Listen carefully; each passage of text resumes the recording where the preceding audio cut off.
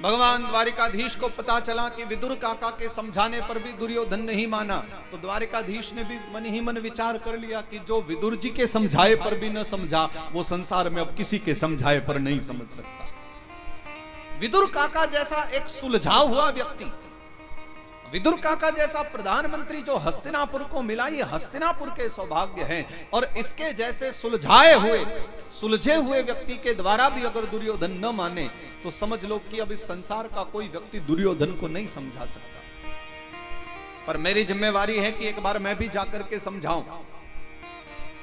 क्योंकि अगर मैं नहीं गया ना तो ये सारा समाज यही कहेगा कि कन्हैया एक बार आप भी प्रयास करके देख लेते, दुनिया आपकी सुनती है, क्या पता दुर्योधन भी आपकी मान लेता।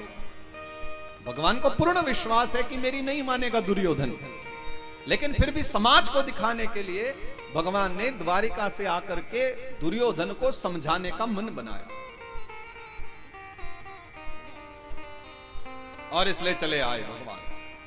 सूचना मिल गई हस्तिनापुर वासियों को कि भगवान आ रहे हैं, और इस बार द्वारिकाधीश बनकर के नहीं, इस बार भगवान शांति दूत बनकर के आ रहे हैं, शांति की स्थापना के लिए आ रहे हैं। यदा यदा हि धर्मस्य ग्लानिर्भवति भारत अभ्युत्थानम धर्मस्य तदात्मानं सृजाम्यहम् परित्राणाय साधूनां विनाशाय च दुष्कृतां धर्म संस्थापनार्थाय संभवामि युगे युगे। भगवान इसलिए आ रहे हैं हस्तिनापुर में कि बाद में कल को कोई ये न कहे कि परमात्मा एक बार प्रयास तो किया होता, कदाचित इतना बड़ा महाभारत का युद्ध न होता। ये महाभारत का युद्ध होना इतना सहज नहीं है। मात्र पांडवों को विजयी कराने के लिए भगवान ने युद्ध नहीं लड़ा है। अधर्म का नाश करके साधुओं को आगे बढ़ाने के लिए, दुर्जनों को मिटाने के लिए, अधर्म को मिटाकर धर्म को बढ़ाने के लिए युद्ध किया जा रहा है। अपने पांडवों को राज्य दिलाने के लिए भगवान हजारों माताओं को विधवा नहीं कर सकते।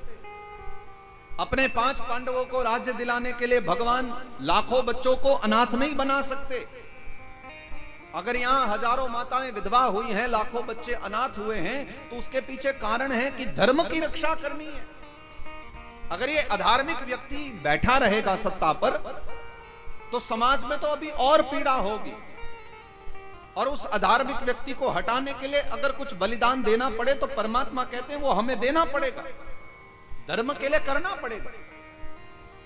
पांडवों को राज्य पर बिठाने के लिए नहीं, अपितु पांडव बैठेंगे तो धर्म बैठेगा, ये विचार करके युद्ध कराया। भगवान शांति दूत बन करके आए हैं। सब हस्तिनापुरवासी प्रसन्न हुए। भगवान के स्वागत के लिए हाथों में फूल मालाएं लेकर के, पुष्प अपनी डलियाओं में भर करके सब मार्ग में खड़े हो गए। जहां से द्वारिकाधीश का रथ निकलेगा ना, हम सब वहां पुष्प वर्षा करेंगे, ऐसा मन में विचार करके सब वहां पर बैठे हुए हैं, विराजमान है, भगवान की प्रतीक्षा कर रहे हैं।